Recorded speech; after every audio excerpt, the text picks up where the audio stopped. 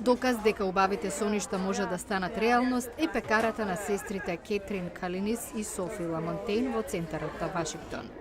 Ги напуштиле своите кариери за да почнат бизнис што од секогаш го посакувале. Во 2008 отвориле Georgetown Cupcake, каде го нудат овој вид на сладки во 70 на различни вкусови. Родителите на Кетрин и Софи, нивните баби и дедовци потекнуваат од Леринско, говорат и на македонски и на грчки. Одамна емигрирале во Канада, имаат роднини и во Австралија. Сестрите потоа решиле своето образование да го продолжат во САД. Кетрин говори за инспирацијата да отворат продавница во која сладките се третираат безмалку како уметнички дела. Уште како мали имавме сон да отвориме пекара. Печевме заедно со нашите баби и сега ги користиме нивните рецепти.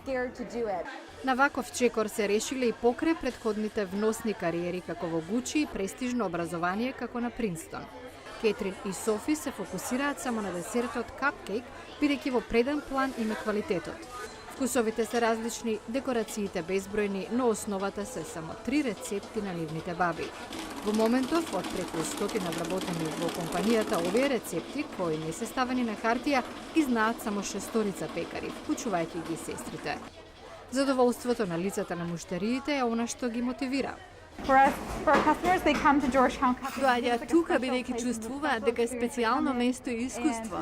Многу не значи дека дури и туристите покрај атракциите и белата куќа доаѓаат и нас да не посетат. Причината за успехот лежи во состојките што се потребуваат. Се е свежо, сето овошје, но и со висок квалитет, например, какао правото од Франција, се пече секојдневно. А кога неизбежно ќе дојде до стресна ситуација, помага кој друг, ако не мајката Елейн. Сестри сме, може да се противречиме, но сепак сме семејство и се поддржуваме. Акцијата на Кетрин и Софи може да се следи на реалното шоу на ТВ каналот TLC со наслов DC Cupcakes. Компанијата донира во хуманитарни цели, особено за здравјето на жените и децата. Georgetown Cupcake има 2 локации во Вашингтон, а се планираат и нови.